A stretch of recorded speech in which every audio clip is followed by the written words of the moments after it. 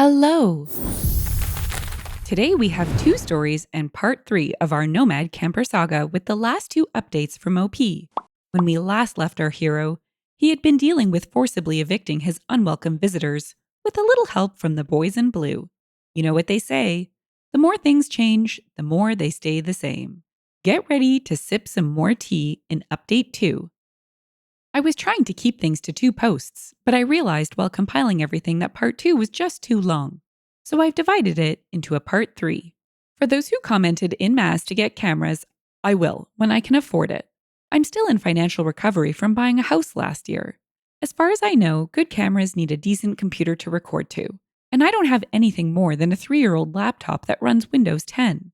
Yes, I am aware of doorbell cams. That will be the first kind I get.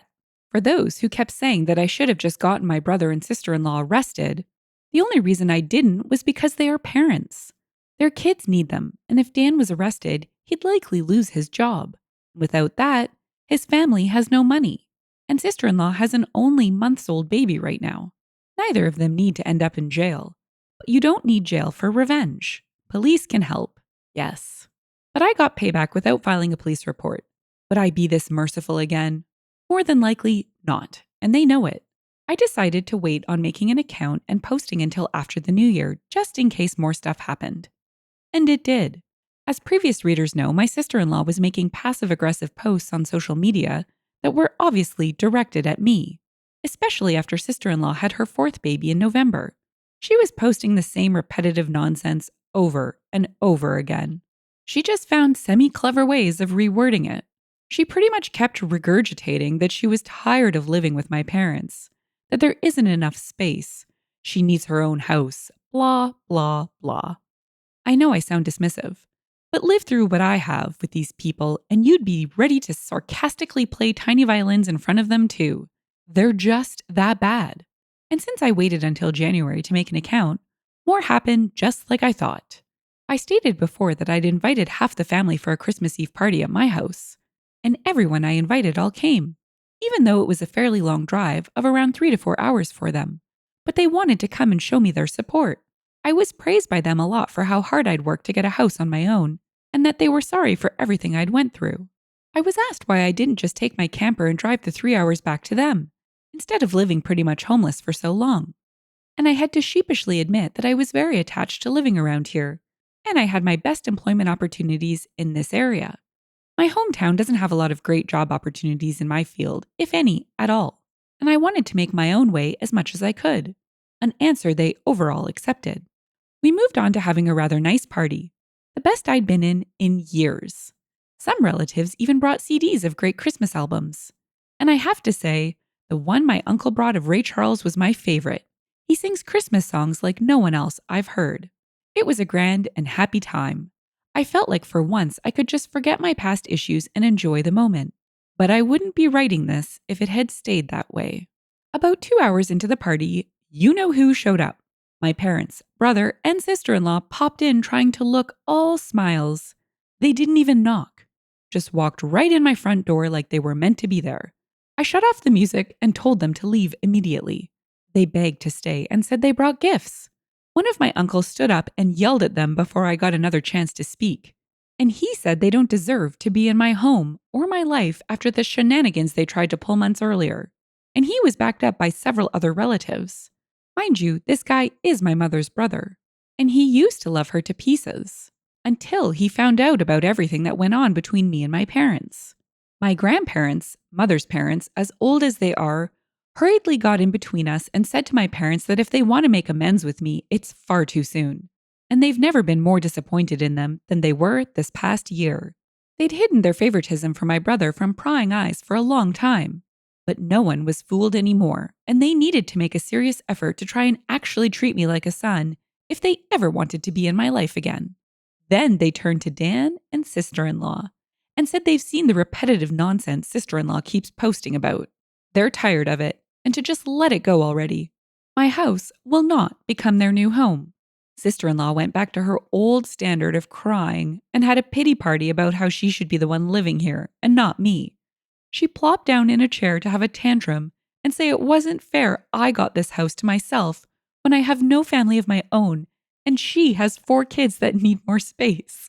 Again, get a job, lady. And she just wanted a better place to live in and feel like a real mom. It was petty of me, but I loudly pointed out that she sucks as a mother because she lets my mother do most of the parenting while she sits on her butt all day drinking, or playing on her phone, or going out and spending all of Dan's money. And she has the nerve to complain about it. I even joked that I'm surprised her baby doesn't get drunk from her breast milk since she drinks so much booze, which I admit went a bit too far as I got some stares. And sister-in-law demanded to know if I was calling her a bad mom.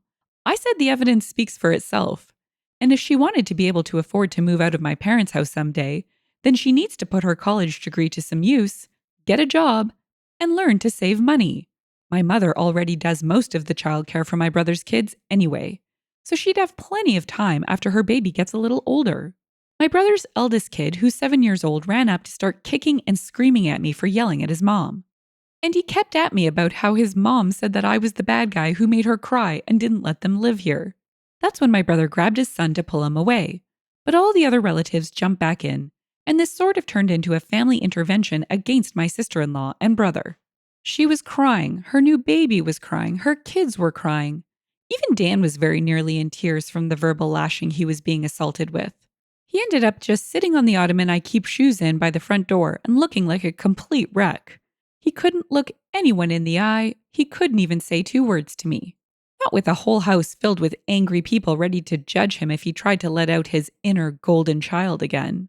If they weren't there to get in his way, I'd bet this would have ended up a repeat of when he tried to order me around to try and take my house months earlier. By this point, though, he'd been so thoroughly humiliated that his and my parents' reputation in the family was completely destroyed because the masks were all off now. Soon after, my parents, brother, and sister-in-law all left in defeat. The party resumed, and we all avoided speaking of what just happened for the rest of the evening. Since most of the adults had been drinking, everyone stayed the night in my house. I even let some of them sleep in the camper so there'd be enough space. I admit, it also makes a good guest house. My relatives all wanted a tour of it earlier as well, and they said they couldn't believe I'd been living in it for around 2 years. I got a lot of questions about it, like what summer and winter was like and so on. I was up earlier than everyone else Christmas morning and had a fresh pot of coffee and some ibuprofen for those spiked eggnog hangovers a few of them had. I was complimented on being a way nicer host than my parents ever were, and we all agreed to do this again next Christmas. After Christmas, sister-in-law did finally stop making posts that were obvious digs at me and deleted all of the old ones as well. But shortly after the new year, she more recently made a new post complaining about how she tried to convince my parents to get a camper like I did, so it could be set up in the backyard so Dan and his family could use the whole house as their family home. Well, a taste of one's own medicine is never fun. Because my parents turned that idea down, vehemently I hear, no one is going to push them out of their own home, let alone their master bedroom. The post was only up for a couple of days before sister-in-law removed it, and she has hardly posted anything since then. She loves to complain. But if a tree falls and no one is around to hear it, can it still complain? Sister-in-law, I guess, has realized there's no point in doing it when no one hears her anymore. And Dan can't afford to move his family out on his salary alone anytime soon. If they end up expecting another child in the next few years, I won't be surprised. Things mellowed down for me since then, and I've even invited friends over for a poker night. I suck at poker because I can never remember anything about it. But so what? We get to drink beer and eat junk food while being merry idiots. We all loaded up on Whoppers from Burger King and just had at it the best way 4 grown men can when they just want to have a good, unadulterated time and get drunk. I think maybe around summer I'll look into possibly dating someone. I'm not exactly getting younger here. Fingers crossed that goes well. My camper just sits idle in my yard now, and I admit there were some days I went out there just to spend time in it. I did live in it for 2 years. It's like my second home. And maybe one day I'll actually get to use it for camping, like it was meant to be. I've never been camping. My parents considered it a waste of time, so it'd be a completely new experience for me. This pretty much marks the end of what happened. My parents, brother, and sister-in-law have all been staying very clear of me. In fact, they seem to have gone back to acting like I don't exist at all, like they did before I bought a house. Not like that bothers me at all. It's better that way. but they'll inevitably come back in some way. I know they will. I just wonder what kind of stupid thing they'll do next. If anything notable like all this ever happens again, I'll make another post if this account is still active." In the comments, Old Opinionated Lady said, "Next time you win a $2 lottery ticket, post on your social media that you won the lottery." Carlos Fur added, "Funny, but I don't think it will be worth the headaches." Super Sane Duck said, "I'm curious about the gifts they brought. Did they take them when they left or leave them behind? If they did leave them, what were they like? Cheap? An attempt at being thoughtful, useful, surprising?" OP replied, "They took them when they left because I refused to let them put the gifts under the tree. I have no idea what was in them." Johnny Sack asked, "And now, OP, do you think you've seen the last of them?" OP replied, "Not really, but they know I mean business if they try anything. They can put as much as they want, but it won't matter since no one trusts them anymore." We all know they'll be back. Can't wait to see what they brew up next. I love that OP is starting to create traditions with the rest of his family. And during Christmas, no less. It really warms my heart. And, once again, he shows how amazing he is. Wise enough to not throw out the baby with the bathwater. Total random thought here, and building on my last reference to talk shows. Does anyone else think that Dan should request a paternity test? As I'm reading this, all I keep hearing in my head is, "Dan, you are not the father." Our second story is Update 3, the last and final installment of the Camper Nomad saga. Our hero had just hit return to sender on his surprise Christmas gift, and not long after, the entitled parents reach out asking for more. Again. But this time, the truth finally comes out to explain all the desperate moves they've made. Update 3.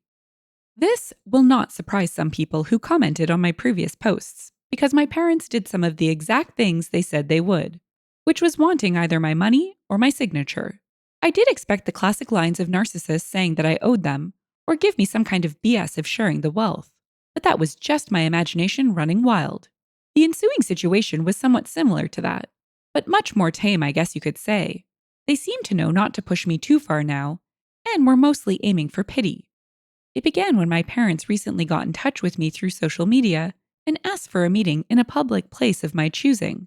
It just screamed trap, but I wasn't afraid.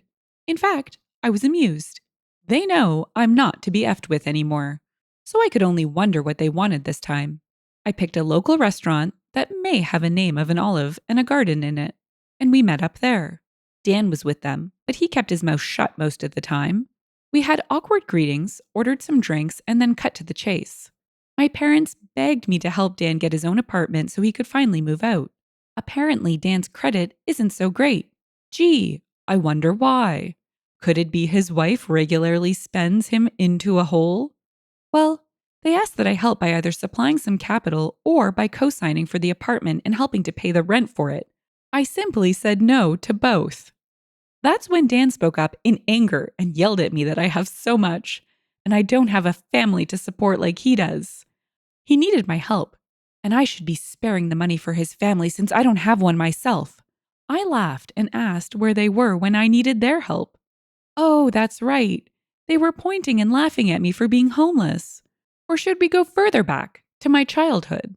I'd love to delve into that with plenty of ears to listen in around us. My mother grabbed my hand and begged me not to speak of any of it. My father and Dan both just looked away and said nothing. Pretty sure they wanted to say something like they used to at me, but held their tongues. I asked them if they thought I was rich or something, and their looks said it all. And when I told them I don't have that kind of money, they looked at me like deer in headlights. I broke it down about how much I'd managed to save for the down payment on my house, and the way I had to live and work in order to save that much so fast. And then, how I spent nearly all of it on the down payment of my house. I'm still in financial recovery. I did have monthly income to spare, yes, but most of it was going right into my savings. I asked Dan what his yearly salary was, and when he told me, I pointed out that it was actually a bit higher than mine.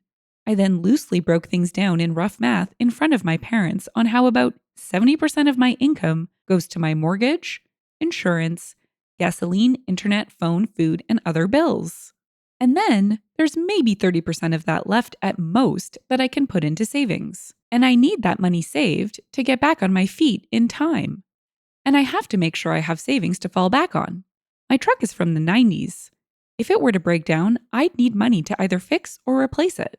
And there's other things one would need a rainy day fund for: home repairs, doctors, taxes, lawyers, or anything you'd need quick cash for when it's a sudden, unexpected expense.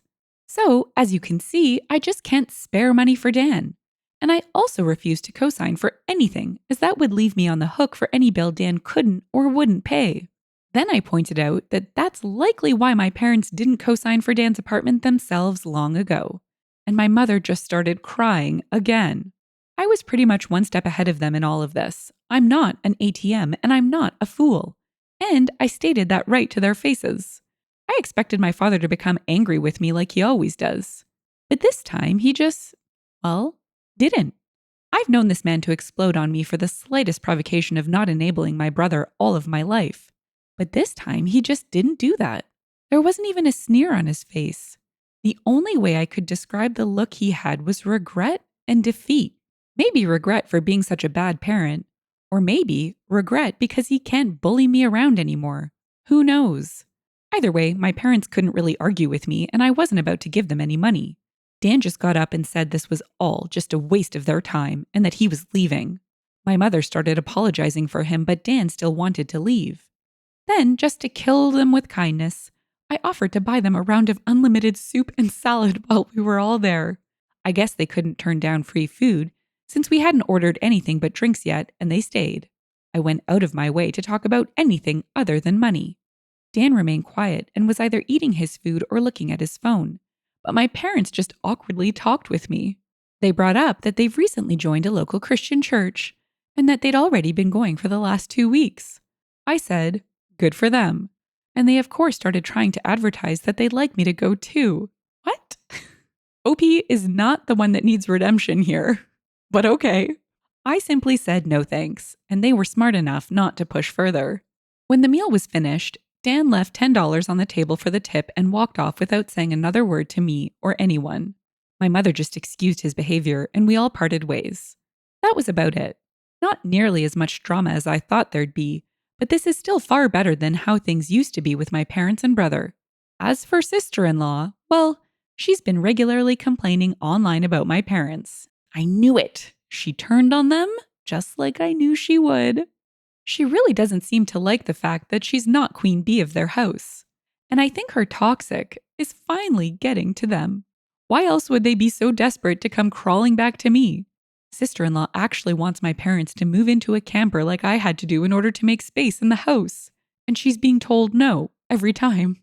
She does seem to have a following of Karen-minded people like her, though. Because here and there, I get messaged by someone I don't know that are intent on raging at me for not giving up my house for sister-in-law. I don't bother to argue with these people anymore. I just block and move on. Though there was one persistent troll who had my phone number, and they call from a different number every time. Yes, it seems to be the same person who called me to say I need to make way for a real family man like Dan. But I could care less. The calls, though, seem to have slowed down, if not maybe stopped, because I made it clear to that person that they were only amusing me by keeping this up so long. The last time they called me was around the beginning of the month, and it's been silence from them since then. In the comments, Akila asked, I think your parents have understood that they no longer have any control over you. Why don't you cut off contact with your family? OP replied, I more or less have. I don't call them, they call me. But I find it amusing to see sister-in-law's online tantrums. Tuppence said, You have been very generous just meeting with them. After what they did to you, I would be no contact. Thankfully, extended family is with you now. What have they to say at this latest development? OP replied, They were not surprised. Galadriel said, I'm only going to disagree with you on a tiny point. Them asking for handouts is not socialist. It's just pure greed, jealousy, and entitlement. Socialism would mean that Dan would have to contribute for the common good, and he clearly isn't about that. OP replied, A fair point. I'll be more careful of my usage of that word next time. I said it before, and I'll say it again. OP's actions were nothing short of heroic in this saga. There is definitely a special place in my heart for people who, despite the trials of their childhood, managed to rise above and turn into wonderful, independent people. They just stick to themselves and keep on keeping on. That said, I'm a closet, not so closet drama llama and have an odd fascination with narcissists and the drama storm they create in their wake. I want to hear more about the sister-in-law and the dad's response to the last visit. I think his look of disappointment was the realization that he would be stuck harboring the she-devil that is the sister-in-law and her spawn until the end of his days. Like sands in an hourglass, so too are the days of our lives. Thanks for sticking with me to the end of the Camper Nomad saga. I really hope you enjoyed it as much as I did.